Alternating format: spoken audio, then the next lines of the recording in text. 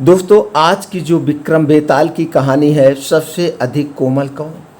बेताल का उड़कर पेड़ पर लौटने और राजा विक्रम का उसे दोबारा पकड़ने का सिलसिला जारी रहता है। इस बार राजा विक्रमादित्य बेताल को फिर से पेड़ से उतार कर ले जाते हैं। रास्ते में बेताल राजा से कहता है, मार्ग बहुत बड़ा है, चलो मैं तुम्हें एक और कहानी सुनाता हूँ, इसे तुम ध्यान से सुनना। बेताल बताता है, एक समय की बात है, गौड़ नाम के देश में गुणशेखर राजा का राज्य हुआ करता था। राजा इतना बलवान था कि उसकी चर्चा दूर दूर के राज्यों तक फैली हुई थी। उस राजा की 3 सुंदर बेटियां थीं। तीनों इतनी कोमल थी कि राजा को अक्सर उनकी चिंता लगी रहती थी। राजा की सबसे बड़ी बेटी इतनी कोमल थी कि चांद के प्रकाश से ही उसके शरीर पर छाले पड़ जाते थे। दूसरी बेटी को गुलाब के फूल जैसे नाजुक चीज से टकराने पर भी चोट लग जाती थी और खून बहने लगता था। तीसरी बेटी के कानों में किसी के चलने या कुछ कूदने की आवाज़ पहुंचते ही उसके हाथ पांव पर छाले पड़ जाते थे। हर कोई उनकी इस कोमलता के बारे में सुनकर हैरान रह जाता था।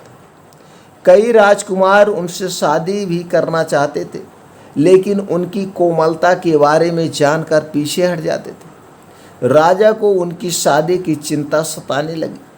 उन्हें लगने लगा कि इस कठोर संसार में उसकी कोमल बेटियां कैसे जी पाएंगी।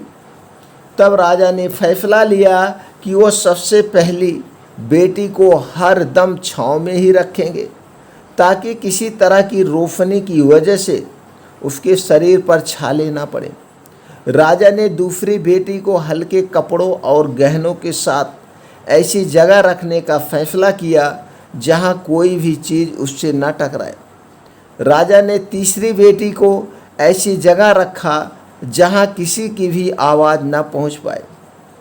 इसी दौरान एक पड़ोस के राज्य का राजकुमार उनकी कोमलता के बारे में सुनने के बाद गौड़ देश पहुंच गया।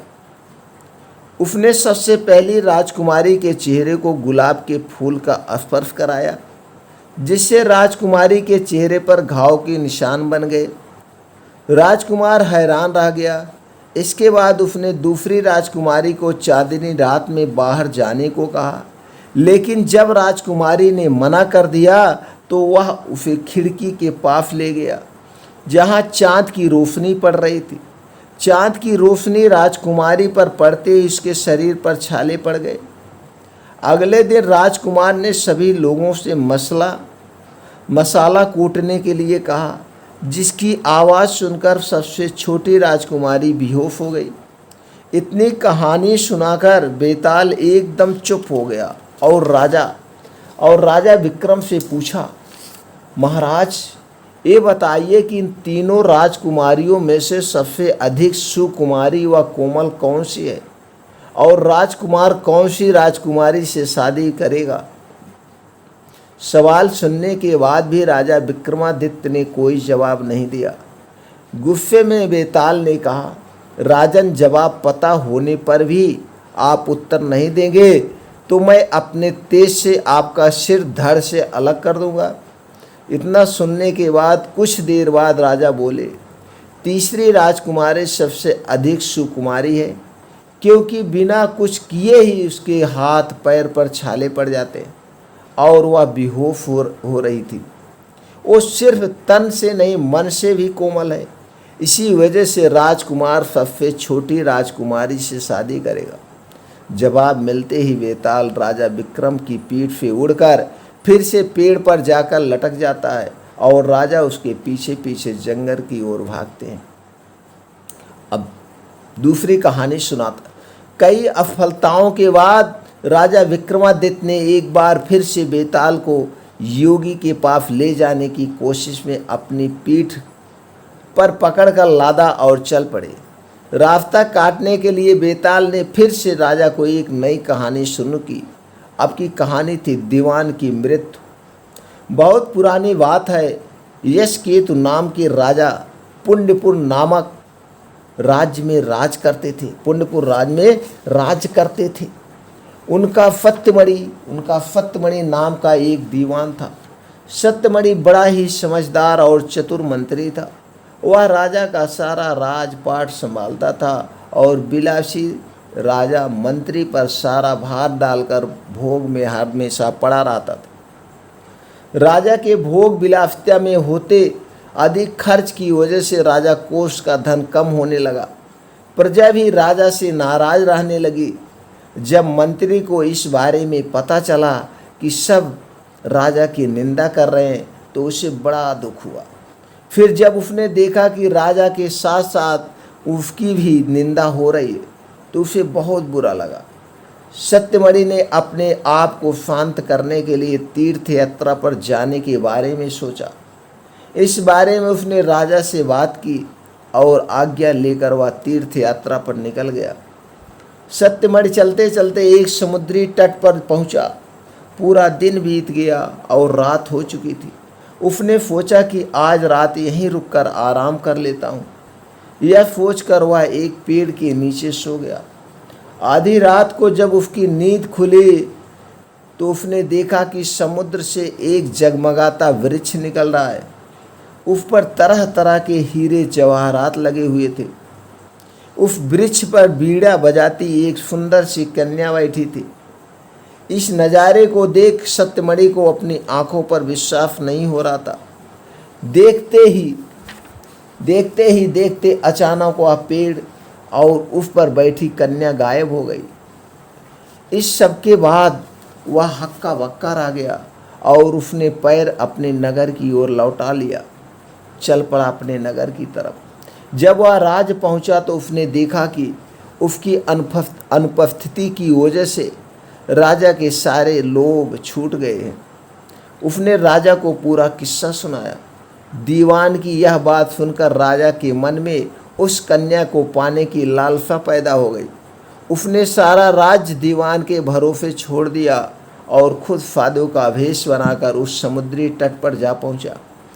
जब रात हुई तो राजा को भी वह हीरे मोती से जड़ा वृक्ष दिखा। वह कन्या अब भी उस वृक्ष पर बैठी हुई थी। राजा तैरता हुआ उस कन्या के पास जा पहुंचा और उसे अपना परिचय दिया। फिर उसने कन्या से उसके बारे में पूछा। कन्या ने कहा, मेरा नाम मृगांकवती है और मैं राजा गांधर्व विद्याधर की पुत्री हूँ। फिर राजा ने उसके सामने विवाह का प्रस्ताव रखा और कन्या ने कहा, आप जैसे महान राजा की रानी बनकर मेरा जीवन सफल हो जाएगा। राजन, लेकिन मेरी एक शर्त है। मैं हर एक कृष्ण पक्ष और शुक्ल पक्ष की चतुर्दशी और अष्टमी को एक राक्षस के पास जाती हूँ जो मुझे निगल लेता है। आपको उस राक्षस को खत्म करना होगा। राजा साकेत ने तुरंत यह शर्त मान ली। इसके बाद शुक्ल पक्ष की चतुर्दशी आई तो मृगांगवती रात को बाहर निकली। उसके साथ राजा भी गया और छिपकर उस राक्षस का इंतजार करने लगा। कुछ देर बाद राक्षस वहाँ आया और कन्या को निगल गया। यह देखकर राजा ने राक्षस पर हमला किया और अपनी तलवार से उसका पेट चीरकर मृगांगवती को जीवित बाहर निकाल लिया। इसके बाद राजा ने उससे पूछा कि यह सब क्या है।